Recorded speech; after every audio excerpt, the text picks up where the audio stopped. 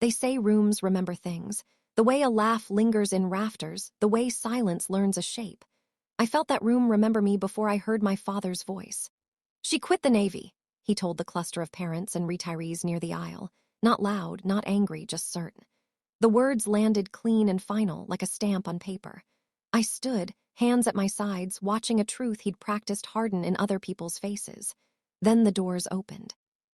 A general stopped mid-step, looked straight at me and said, "Rear Admiral, you're here." 200 SEALs stood at once. My father went pale. The gym smelled like old wood and coffee that had sat too long on a warming plate. Flags lined the walls, stars bright, stripes heavy, and the bleachers were pulled back for folding chairs that creaked under grandparents' and neighbors' careful weight. A brass quartet tuned somewhere behind the stage, notes colliding softly like coins in a pocket. I took my place near the back, close enough to see exits, far enough to keep the room honest. My brother sat in the front row with his unit, spine straight, jaw set, holding 1,000 small nerves together with discipline, the same discipline that would earn him the trident in an hour. I was proud of him quietly, without flags or cameras, just steady knowledge that he'd carried a weight and not dropped it. My father hovered 2 rows behind, greeting people with the practiced warmth of a man used to being thanked, his old service blazer sleeves grown a little short. When he noticed me, his smile tightened, but he didn't come over. He didn't need to. He repeated the sentence to others, letting the words do the looking, and the people nodded because people nod when they don't want trouble. Stillness has always been my first language, so I stayed still as the ceremony gathered itself, the announcer testing the microphone, the quartet finding a key, a door banging shut, attention rippling forward like a tide. The general entered tall, unhurried, a presence that didn't ask permission. His eyes found me, recognizing not a face but a tool useful and known.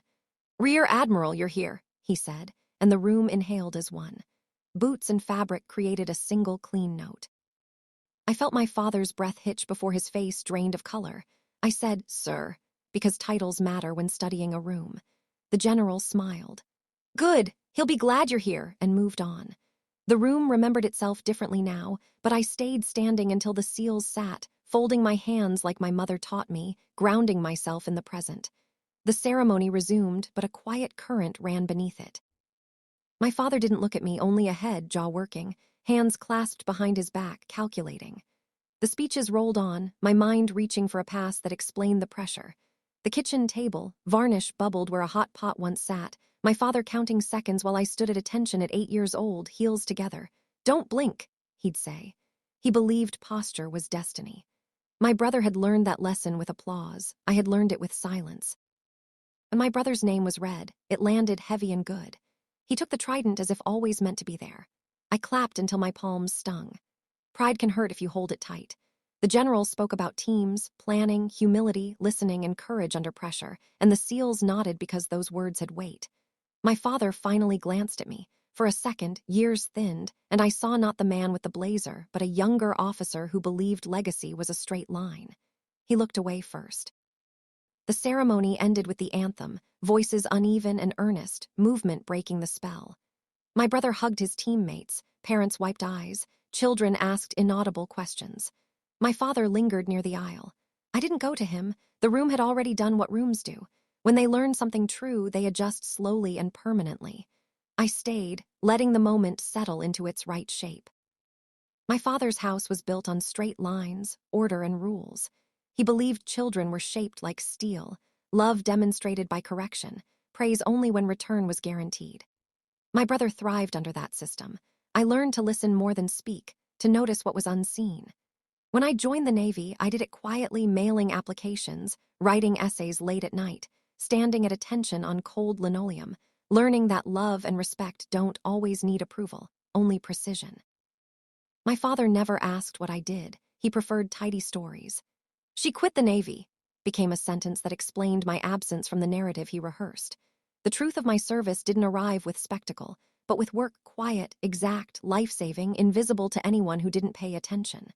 Promotions came, responsibility grew, and I learned to earn trust in rooms that didn't applaud. Loss visited quietly.